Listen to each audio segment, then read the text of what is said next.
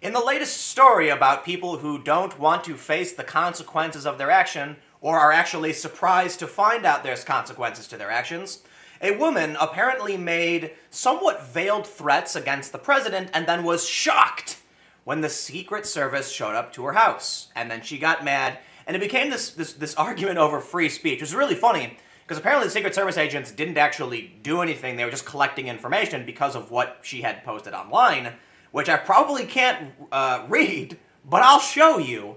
So let's take a look at this story. So what you're saying is that I don't have freedom of speech. Woman berates Secret Service agents who turn up at her home after she posted online. I don't even want to, I can't even read it. She basically, okay, I'm just gonna describe what she said. She asked if someone could cause harm to the president, okay? So she didn't directly call for it herself. And I can recognize that. However, don't be surprised if you go online, post these things, and the Secret Service shows up. And yes, it's almost as if the Democrat faction, whatever this group is, because it's not just liberals, right? There are liberal people who understand the concept of free speech, right? There are some pretty great thinkers who are on the left, people like Bret Weinstein, for instance, right? He knows what free speech is. That's great. But whatever it is, they push this narrative of, you know, freedom of speech doesn't mean freedom from consequences, which literally has nothing to do with freedom of speech and is no part of the argument at all. Actually, and I'm going to derail real quick, because one of the most frustrating things that I'm experiencing is twofold. The first is that people on the left, when they argue with people on the right about, you know, Trump and policy, use the completely unrelated arguments that make no sense, right? Someone says, hey, I have a right to go out and speak at, you know, in public. And then someone says freedom of speech doesn't mean freedom from consequence. And I'm like, but what does that have to do with someone's right to express themselves in public? Literally nothing. We understand consequences exist. If you go out and say something bad, the government can come. Look, apparently what she said almost crosses the line, but she didn't make any direct threats herself. And thus, there are consequences to your speech. No one disputes that. Where does that come from? And then they say this too in response to like Antifa going and bashing someone over the head with a bike lock. You know, I use that all the time. It's my go-to example. But let's use Portland. Let's use Boston. Okay, somebody shows up to Portland to protest against Patriot Prayer. He's got an American flag. Bashed over the head with a club. I think it was a retractable baton.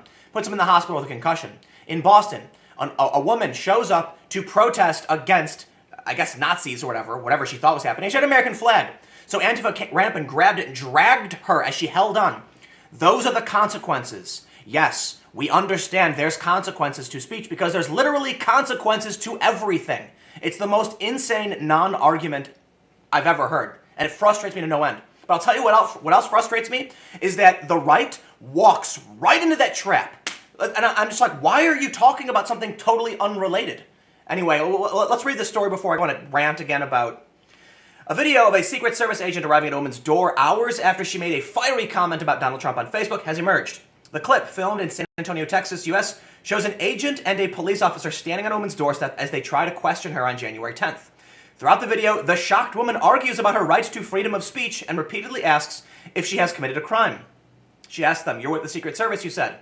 So actually, I'm not a criminal justice lawyer. I don't know if it's a crime or not, because, you know, clearly she's being hyperbolic, but she's kind of asking for harm to come of the president. You can't do that, okay?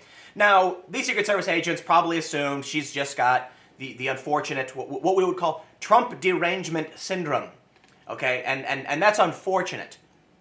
But they say the two men who were plainclothed appear to hesitate before nodding in response. During the conversation, the woman's nephew, who is filming behind her, asks what is going on. She replies, "I made comments online, so the Secret Service came to my door with a SAPD that works with them." It's San Antonio Police Department. Rifling through paper on his clipboard, the Secret Service agent tries to ask her personal details. He says, "I'm just going to ask you some questions. What's your date of birth?" Okay, if police show up to your house asking you for specific information, you don't have to talk to the police. They need a warrant, and I would actually say don't talk to them. It was a Supreme Court justice a long time ago who said, do not talk to the police. Your lawyer talks to the police because you don't know the law. And that's fair. However, don't be shocked when the Secret Service shows up at your house after you posted veiled threats or encouragement to harm against a public official, notably the president, okay? You know, I pulled up another story because it's also like, You should know by now this is what happens because Tom Arnold in November had the Secret Service visit his house over tweets. It's almost like the people on this left don't know what free speech means. They argue nothing. Like, okay, saying freedom of speech means freedom from consequence is not an argument. It literally means nothing. It means nothing. Okay, let me say this. Freedom of religion does not mean freedom from consequence. What does that even mean? It doesn't mean anything. The freedom from self-incrimination does not mean freedom from consequence. Literally, what does it mean anything? It's a sentence that makes literally no sense. If you're going to claim that you have a free speech right to incite violence against an individual, I'm sorry, you're wrong, and you fundamentally misunderstand what freedom of speech means, okay? There are restrictions on speech. I am not a free speech absolutist, right? That free speech absolutist, yes. There are people who believe you have a right to literally say anything because you are not taking that direct action. And I would say I'm closer to that than the average person, but I believe restrictions on speech make a ton of sense. But for some reason, these people, like this faction of people, say things like, oh, if you go out into a rally and you preach for Trump or whatever, then don't be surprised when people come and beat you up or whatever. It's like, well, that's illegal. You're not legally allowed to beat people up. You're especially not legally allowed to beat people up over them just talking. But beating someone up is beating someone up, right? If someone was selling hot dogs and you beat them up, it's assault and battery, depending on which jurisdiction you're in. And if someone is sitting on a street corner preaching, for the Lord Jesus Christ, still a violation of, it's still assault and battery. However, there are certain aspects where it can become a hate crime. And that's a whole other issue I don't get into. But how then is it the same group of people, like Tom Arnold, for instance, or this woman who had Secret Service agents show up to her house, that are shocked when they must face the consequences of their speech? And this is arguably not freedom of speech. How do you think it's freedom of speech to actually make veiled threats? The woman tells the agent that it's none of his concern and goes on to ask if she is being arrested. And that's actually, I think that's the right thing to do. You say, when being questioned by an officer, you should almost always say, am I being detained? Am I being arrested? I'd like to have my lawyer present. And I've been in some situations where I can't. I'm trying to think where this happened. Yeah. When I was at Mythicist, I was speaking at the Mythicist Milwaukee event with a bunch of other people. Like Sargon was there, and just a bunch of people. Many of the YouTube types. God, who else was there? I'm drawing a blank. But there was a threat against the venue, and they had to evacuate us.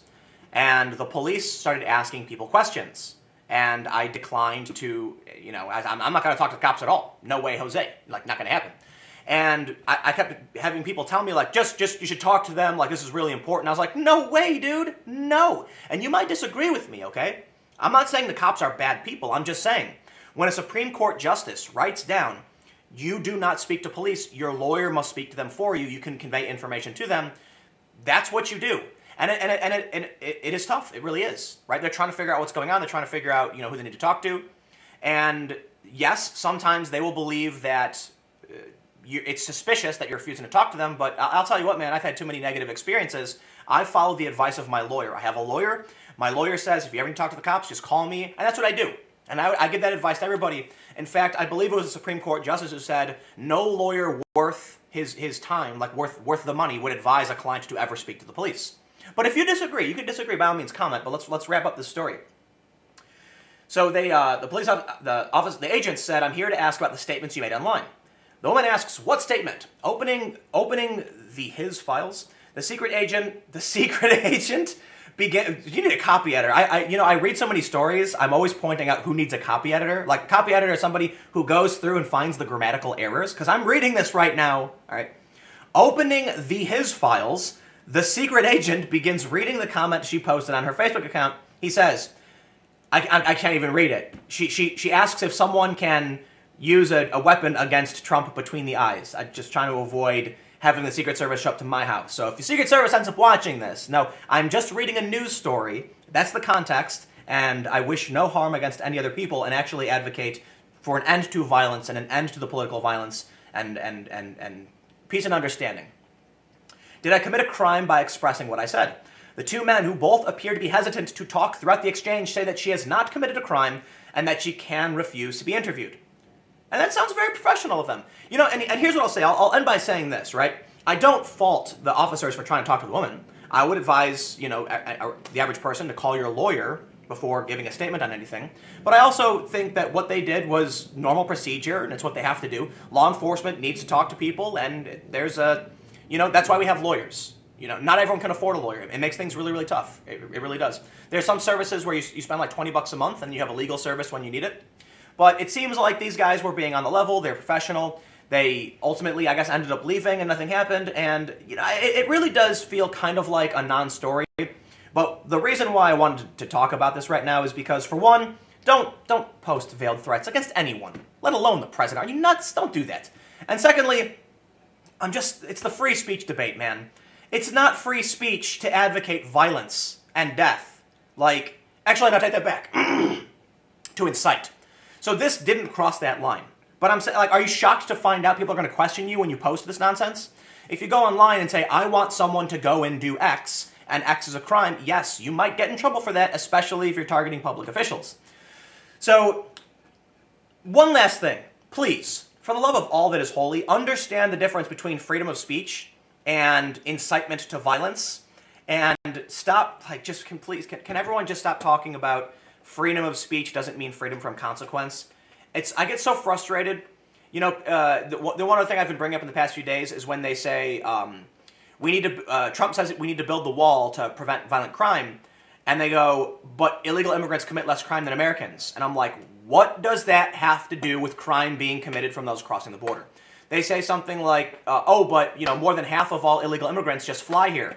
What does that have to do with the other half that are crossing the border illegally? Like, I don't understand why so often the left will just switch the subject, change the subject, and it's a confusion. I don't know if they do it on purpose, but it's very clever because it totally changes the subject, something that has nothing to do with anything. And the Republicans walk right into it. The conservatives are like, well, what do you mean consequence? I'm like, dude, they just said nothing. They literally didn't say a word. You say, okay, I recognize there are consequences to speech. Now let's talk about our fundamental principles, like the rights that we have that exist with or without the government. When they say, oh, but what about how Americans commit more crimes than illegal immigrants, you say, okay, we'll stop that crime too. Like, I don't understand how any of those things are related. I don't want to rant too much. Stick around, I'm going to have another video up on my main channel at 4 p.m., which is much more structured for those that are not familiar. And then on this channel, I'll have probably 4 more videos. So from 6 to 7, it's kind of like my hour show. 4 videos come out, 6, 6:15, 6:30, 6:45, and they're all in a playlist, which will include this. Thanks for hanging out. I'll see you guys later today.